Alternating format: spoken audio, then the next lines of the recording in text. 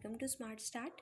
इसे previous video में हमने फ्रेडरिक सोरी की पेंटिंग के बारे में पढ़ा था और अर्न्स्ट रेनर ने जो यूनिवर्सिटी ऑफ सोर्बोन में जो लेक्चर दिया था उसके बारे में पढ़ा था। In today's video we will study about French revolution and the idea of nation.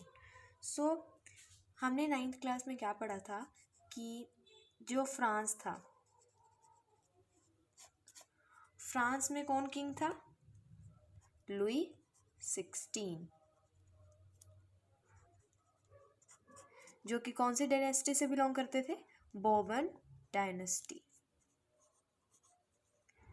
और ये 1774 में जो है राजा बने थे। इन्होंने जब ये किंग बने तो इन्हें लगा कि अब तो इनके पास बहुत सारा खजाना हो गया है, नेशन का, पूरे नेशन का खजाना इनका है।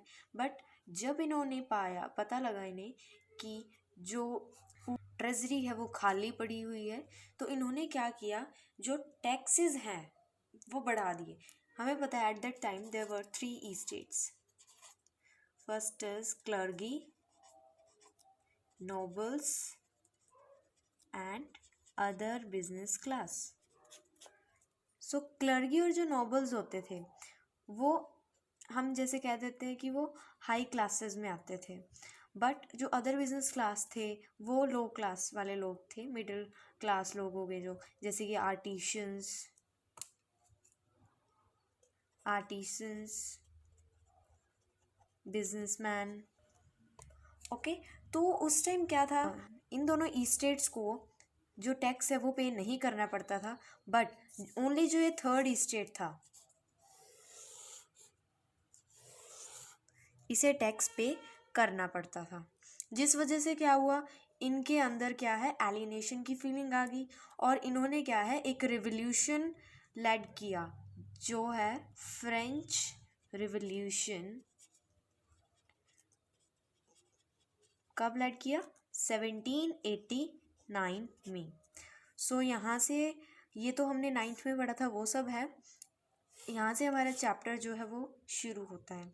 तो फ्रेंच रिवॉल्यूशन के बाद क्या है, उन्होंने बोर्बन डायनेस्टी को हटा दिया, यानी लुई 16 को हटा दिया, और उन्होंने चाहा कि उनका जो नेशन है उसके नेशन की एक कलेक्टिव आइडेंटिटी हो।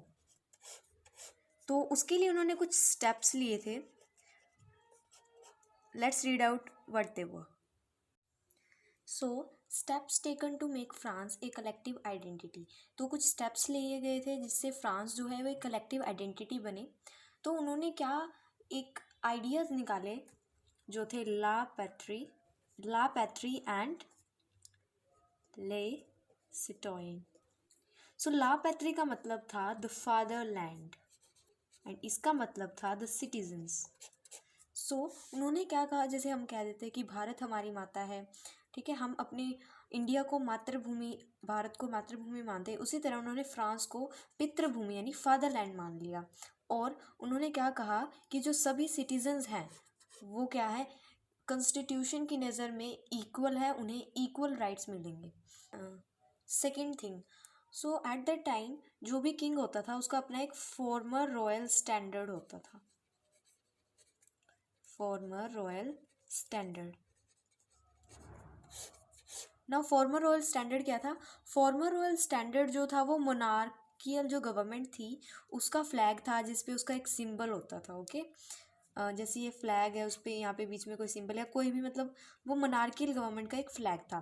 बट उन्हें क्या था, मोनार्की तो चली गई थी, डेमोक्रेसी आ चुकी थी, तो उन्हें अपना एक न्यू फ्रेंच फ्लैग बनाना था। तो उन्होंने ट्री कलर का एक फ्लैग बनाया था, जिसकी पिक्चर आपको शो भी हो रही होगी, जो कि ब्लू, वाइट और रेड कलर का था।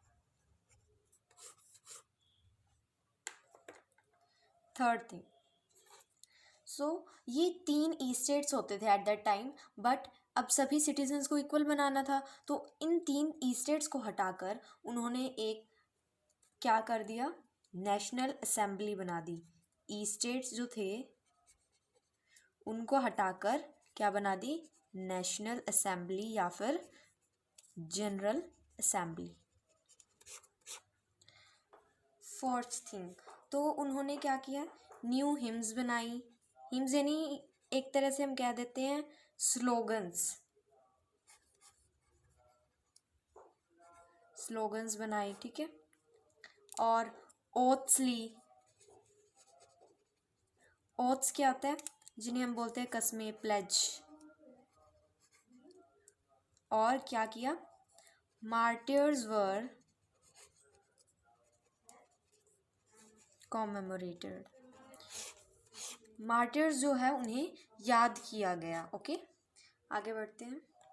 फिफ्थ थिंग, तो उन्होंने एक अपना एक सेंट्रलाइज्ड एडमिनिस्ट्रेटिव सिस्टम बनाया और काफ़ी सारे जो यूनिफॉर्म लॉज है उन्हें फॉर्मुलेट किया। फॉर्मुलेट किए यानी तैयार किए काफ़ी सारे लॉज। सिक्स्थ थिंग, उन्होंने इंटरनल ड्यूज एंड कस्टम्स को क्या कर दिया? अबोलिश कर दिया, यानी ख़त्म कर दिया।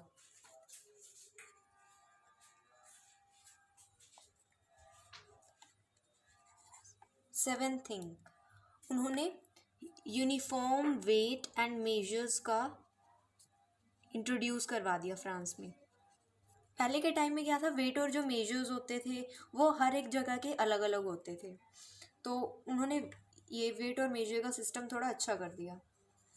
एट्थ थिंग, तो जो फ्रेंच है, जो भी बाकी सारे रीजनल डायलेक्ट्स थे, रीजनल डायलेक्ट्स यानी जो एक पर्टिकुलर रीजन में अलग अलग भाषाएं जो है वो बोली जाती हैं, तो उन्हें हटाकर उन्होंने कौन सी language? Ninth thing,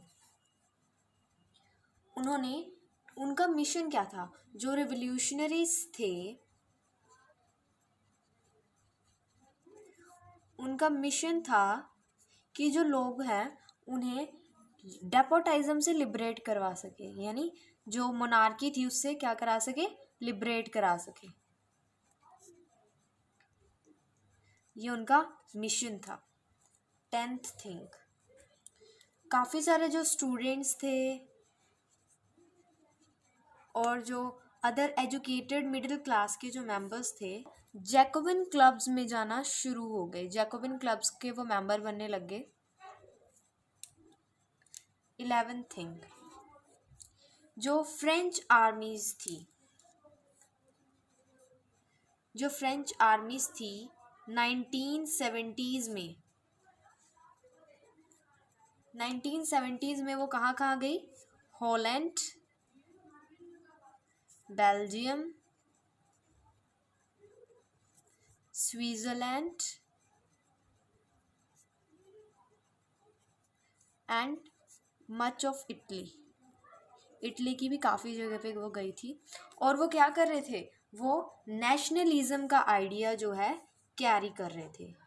carry the idea of nationalism abroad, मतलब जो नेशनलिज्म का आइडिया जो फ्रांस में जगह था वो उसे अब्रॉड यानी फॉरेन में भी लेकर जा रहे थे। So that's all for this video. Next video में हम पढ़ेंगे नेपोलियनिक कॉर्ड।